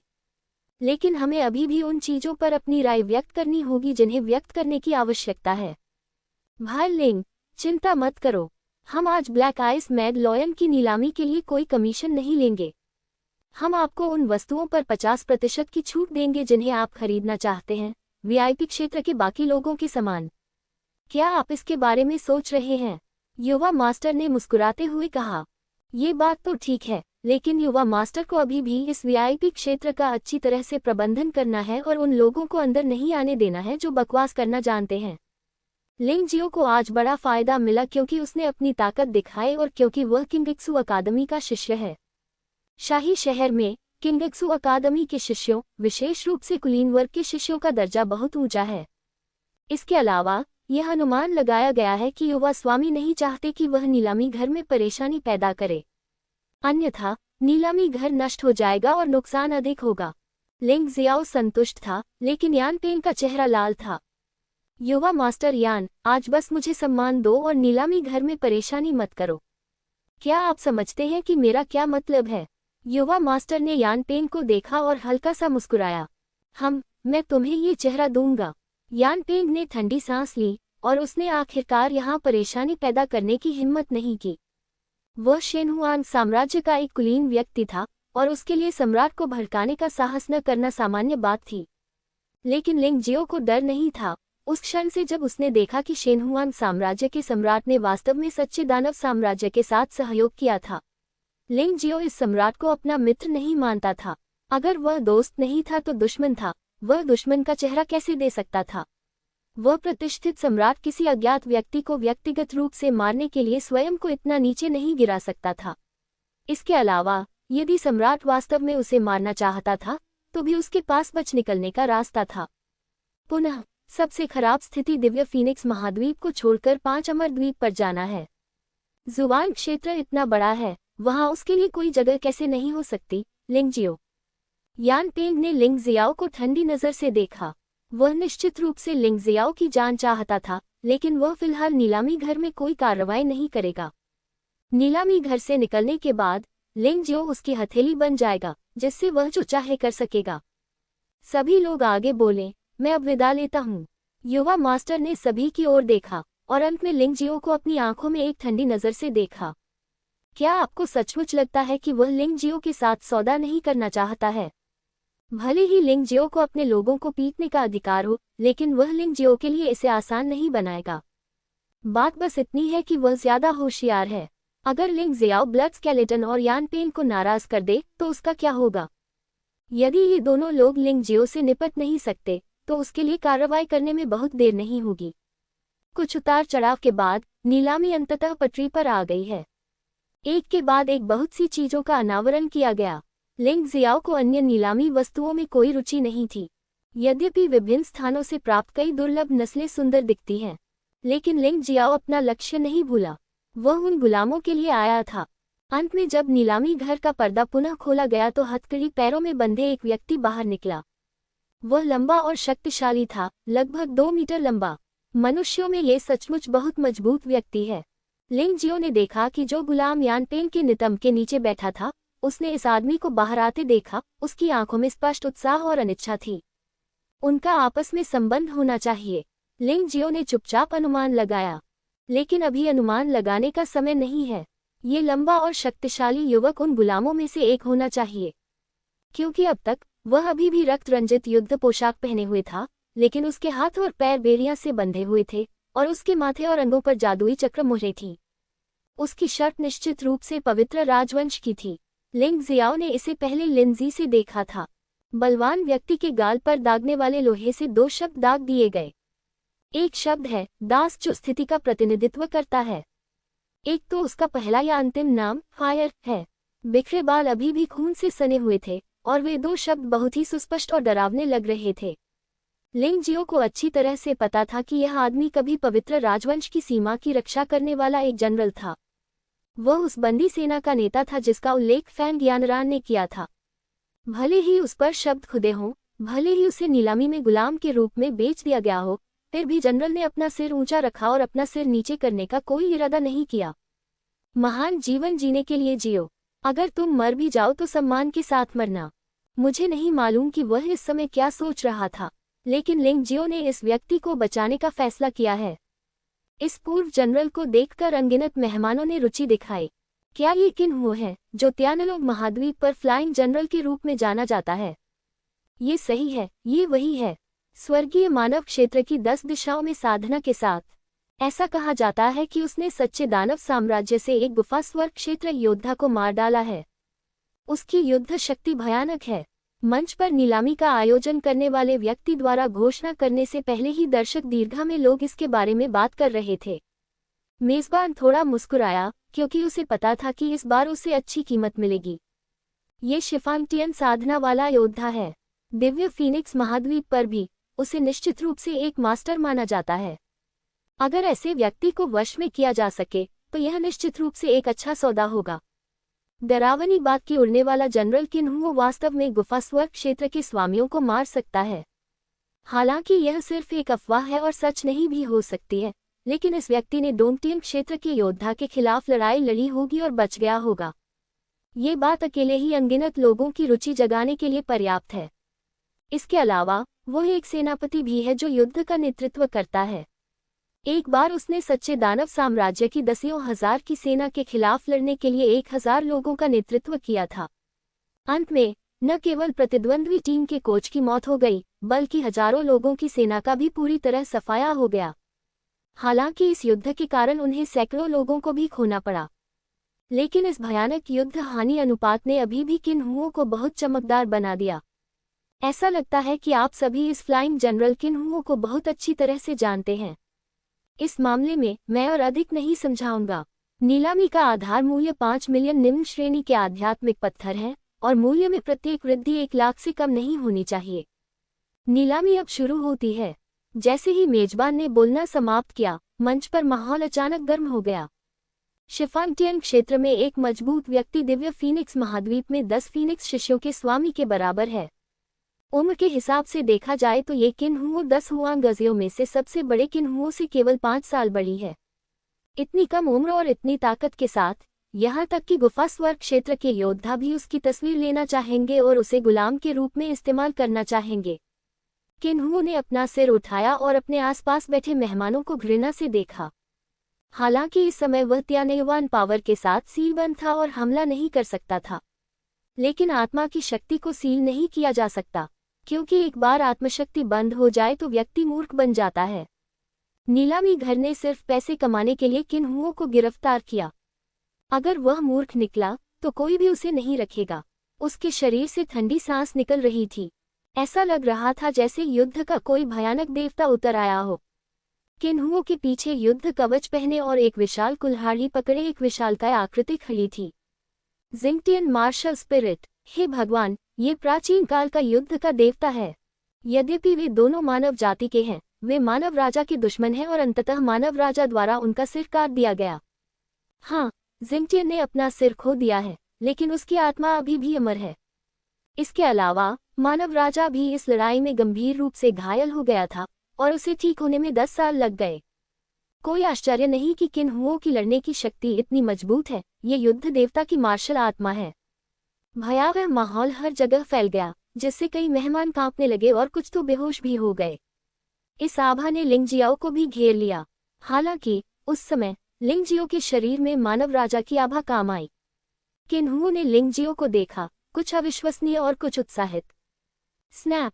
एक कोड़े ने किन्हुओं के शरीर पर जोरदार प्रहार किया और उसके बाद ही क्रोधित किन्हुओं ने अपनी हिंसक इच्छा वापस ली। वह चाबुक अजीब है। लिंगजियो ने देखा कि कोड़े पर कई छोटी छोटी जादुई सारणियां थीं और लेआउट बहुत उत्तम था। सिद्धांत रूप में शेनहुआन महाद्वीप पर ऐसा शक्तिशाली सरणी मास्टर नहीं होना चाहिए। क्या ये हो सकता है कि 5 अमर द्वीपों के मास्टर्स ने इसे परिष्कृत करने में मदद की हो? 6 मिलियन निम्न श्रेणी के स्पिरिट पत्थर। किसी ने पहले ही बोली लगाना शुरू कर दिया है। कोड़े की मार खाने के बाद किन्हुओं ने फिर से अपनी इच्छाशक्ति नहीं छोड़ी, बल्कि बस अपनी आंखों से लिंगजियो को घूरता रहा। लिंगजियो ने बस उसे देखकर मुस्कुराया और फिर एक गुप्त संदेश भेजा, जनरल, आपने कड़ी मेहनत की है। मैं आपको बचा लूंगा। ये सुनकर किन्हुओ एक पल के लिए स्तब्ध रह गया और काफी देर बाद उसने सिर हिलाया, धन्यवाद। वह लिंगजियो पर भरोसा नहीं कर सकता है, लेकिन जब तक थोड़ा सा भी मौका है, वह इस शापित जगह से भाग जाना चाहता है। इसलिए उसे इस अवसर का लाभ उठाना चाहिए। 6.5 लाख। नीलामी जारी रही और कीमतें लगातार बढ़ती रहीं। 70 लाख। कुछ ही पलों में नीलामी की कीमत वास्तव में 7 मिलियन तक बढ़ गई। बोली लगाने वाले ये भूल गए कि न्यूनतम बोली 1 लाख अमेरिकी डॉलर थी। हालांकि वे किन्हुओं की गति और मार्शल भावना से भयभीत थे, लेकिन किन्हुओ जितना शक्तिशाली था, वे उसे उतना ही पसंद करते थे। आखिरकार केवल इतना शक्तिशाली किन्हुओ ही उनकी उच्च कीमत के लायक था। यद्यपि सच्चे दानव साम्राज्य द्वारा कई जनरलों को पकड़ लिया गया था, लेकिन किन्हुओ जैसा केवल एक ही था जिसने अपना सिर झुकाने से इनकार कर दिया और आत्मसमर्पण कर दिया, और जिसके पास शक्तिशाली मार्शल आर्ट और युद्ध शक्ति थी। इसके अलावा बहुत से लोग किन्हुओ में नहीं, बल्कि किन्हुओ की जिंगटियन मार्शल स्पिरिट में रुचि रखते हैं, जिसे प्राचीन युद्ध देवता की मार्शल स्पिरिट भी कहा जा सकता है। यद्यपि यह कहा जाता है कि वर्तमान तरीकों के माध्यम से प्राचीन मार्शल आत्मा को स्थानांतरित करना बहुत खतरनाक होगा और असफल होने की संभावना है, लेकिन इस बात की संभावना से इनकार नहीं किया जा सकता कि ये अमीर लोग अपने लिए या अपने बच्चों और पोते पोतियों के लिए ऐसी पागलपन भरी चीजें करेंगे। योद्धाओं की कीमत होती है, लेकिन प्राचीन मार्शल आत्मा उससे भी अधिक मूल्यवान है। यहाँ तक कि दिव्य फीनिक्स महाद्वीप के अर्धदानव में भी मार्शल आत्माएं प्रत्यारोपित की जा सकती हैं। जब रक्त और मार्शल आत्मा का विलय होता है, तो पैदा होने वाली शक्ति और भी अधिक शक्तिशाली होगी। वास्तव में लिंगजियाओ एक अच्छा उदाहरण है। उसके पास प्राचीन सुनहरे ड्रैगन की रक्त रेखा है और पहाड़ों और नदियों की मार्शल भावना भी है। दोनों के संयोजन से न केवल साधना की गति बहुत बढ़ जाती है, बल्कि इससे भी महत्वपूर्ण बात की युद्ध प्रभावशीलता समान साधना स्तर वाले योद्धाओं की तुलना में बहुत अधिक होती है। 7.5 लाख निम्न श्रेणी के आध्यात्मिक पत्थर। किसी और ने अधिक कीमत की पेशकश की। इससे लिंगजियाओ थोड़ा घबरा गया। उसने गहरी सांस ली। सौभाग्य से अभी भी तियानलिंग शेंडन की एक बड़ी मात्रा थी जो बेकार थी। यदि आध्यात्मिक पत्थर वास्तव में पर्याप्त नहीं थे, तो वह ऋण का भुगतान करने के लिए तियानलिंग शेंडन का उपयोग कर सकता था। किन्हुओं को यह अवश्य मिलना चाहिए। हालांकि लिंगजियो ने स्वाभाविक रूप से वो उनके लिए ऐसा नहीं किया था, लेकिन वह बस एक शक्तिशाली स्टॉपर प्राप्त करना चाहता था। वह मानव साम्राज्य का पुनर्निर्माण करना चाहता है और वह इसे रोक नहीं सकता। स्वर्गीय आत्मा की गोली गिनते हुए उसे विश्वास हो गया कि यहाँ कोई भी योद्धा उससे अधिक धनी नहीं हो सकता। इसमें वीआईपी क्षेत्र में बैठे लोग भी शामिल हैं। 8 लाख। बोली प्रक्रिया अभी भी जारी है और कई लोग पागलों की तरह बोली लगा रहे हैं मानो वे आध्यात्मिक पत्थर के बजाय वर्तमान उच्च श्रेणी के आध्यात्मिक पत्थर हों। 1 करोड़। अचानक एक आवाज ने सबका ध्यान अपनी ओर आकर्षित कर लिया। बोली की राशि सीधे 8 मिलियन से बढ़ाकर 10 मिलियन कर दी गई, जिससे कई लोगों को असहाय होकर अपना सिर हिलाना पड़ा और उन्होंने बोली जारी रखने की उम्मीद छोड़ दी। लिंग जियो को बिना देखे ही पता चल गया कि यह व्यक्ति कौन है। ये यान पेंग है। इस आदमी ने पहले ही एक सामान्य गुलाम खरीद लिया है। हालांकि वह किन्हुओ जितना अच्छा नहीं है, फिर भी वह स्वर्गीय क्षेत्र के 9वें स्तर पर है। अभी भी संतुष्ट नहीं है। क्या एक तुच्छ मानव योद्धा होना उसे इतना उत्साहित करता है?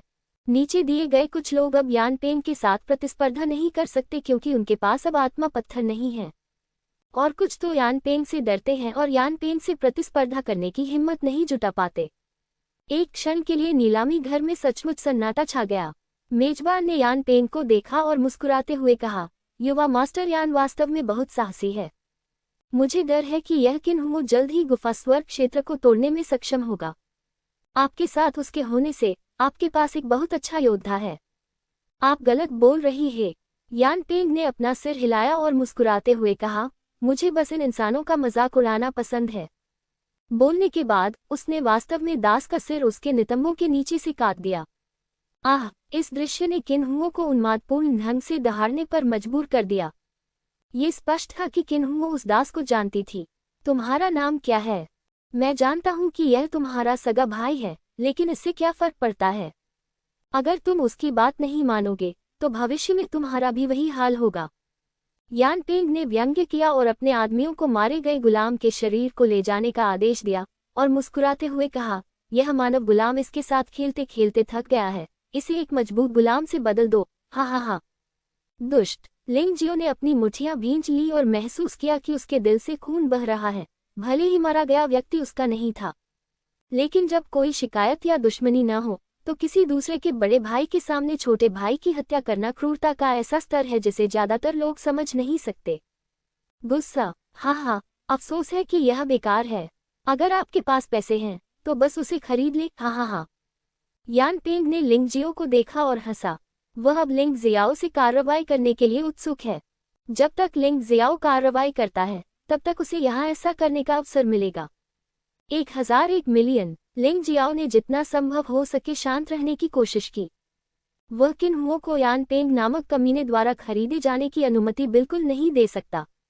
उस स्थिति में किन्हुओ वास्तव में बेकार हो जाएगी। पवित्र राजवंश के राजसी जनरल, युद्ध के देवता की भावना के साथ उड़ान जनरल, इस तरह से समाप्त नहीं होना चाहिए था। बिल्कुल नहीं। पैसा क्या है? सबसे खराब स्थिति में बस कुछ और अमृतों को परिष्कृत करें। बेटे, ये 10 मिलियन से भी अधिक निम्न श्रेणी के आध्यात्मिक पत्थर हैं। क्या तुम्हारे पास इतने हैं? यान पेंग एक पल के लिए स्तब्ध रह गया। उसे वाकई उम्मीद नहीं थी कि लिंग जियाओ उसके साथ बोली लगाने की हिम्मत करेगा। क्या यह आदमी उससे अंत तक लड़ना चाहता है? बिना एक शब्द कहे लिंग जियो ने 100 स्वर्गीय आत्मा की गोलियों से युक्त लौकी निकाली और कहा, यहाँ 100 स्वर्गीय आत्मा की गोलियां हैं। मैंने उन्हें 20 मिलियन निम्न श्रेणी के आध्यात्मिक पत्थरों की कीमत पर तियानलोंग नीलामी घर से खरीदा है। आप मुझे बताएं, क्या मेरे पास इतना पैसा है? लानत है। ये तुम ही थे जिन्होंने स्वर्गीय आत्मा की गोली चुराई थी। यान पेंग इस बात से बहुत नाराज था कि वह नीलामी घर में नहीं था, लेकिन जब बाद में उसके परिवार ने इसका जिक्र किया तो उसे इसका अफसोस हुआ। यदि वह उपस्थित होता तो भले ही वह अधिक निम्न श्रेणी के आध्यात्मिक पत्थर खर्च करता, फिर भी वह स्वर्गीय आत्मा की गोली प्राप्त करने में सक्षम होता। 11 लाख निम्न श्रेणी के आध्यात्मिक पत्थर। यान पेंग ने दांत पीसते हुए चिल्लाया। 101 मिलियन। लिंग जियो ने हल्के से कहा, जैसे कि ये आध्यात्मिक पत्थर कुछ भी नहीं थे। 12 मिलियन। यान पेंग का चेहरा और अधिक उदास हो गया और उसकी आवाज और भी ऊंची हो गई। 12.1 मिलियन। जोर से बोलना बेकार है। लिंग जियाओ ने कीमतें बढ़ाना जारी रखा। यान पेंग ने कुछ नहीं कहा। वह कुछ देर तक लिंग जियाओ को घूरता रहा, फिर अचानक हंसा और बोला, तुम क्रूर हो, ये गुलाम तुम्हारा है। ऐसा नहीं है कि उन्होंने हार मान ली, लेकिन उन्हें लगा कि अगर वे कीमत बढ़ाते रहे तो ये थोड़ा लाभकारी होगा। वैसे भी नीलामी घर छोड़ने के बाद लिंग जियो मरने वाला था, इसलिए उसे आध्यात्मिक पत्थरों को क्यों बर्बाद करना चाहिए? वह जो चाहता है उसे कोई और नहीं छीन सकता। क्या आप नीलामी घर छोड़ने के बाद इस जनरल को मुझसे छीनने की योजना बना रहे हैं? लिंग जियो यानपेंग के विचारों को समझने में सक्षम था और उसने व्यंग्यात्मक लहजे में कहा, मुझे आशा है कि तुम उसके द्वारा नहीं मारे जाओगे। तुमने अभी जो किया उसे मत भूलना।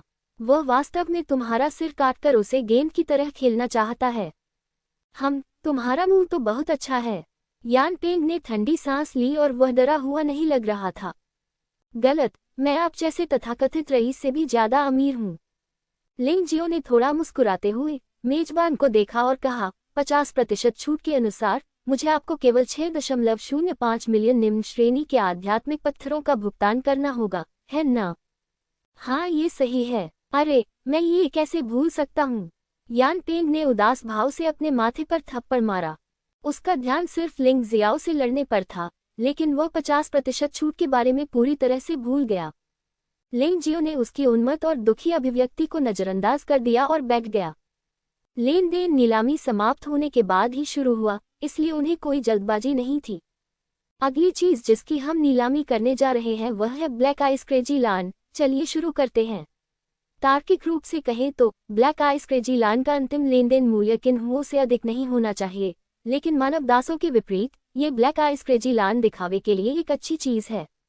धनी योद्धा इस चीज के लिए बोली लगाने में थोड़ा अधिक खर्च करने से गुरेज नहीं करेंगे। लेकिन चूंकि यानपेंग जानता है कि ब्लैक आइस क्रेजी लान लिंग जियो का है, मुझे डर है कि वह इसमें हस्तक्षेप करेगा।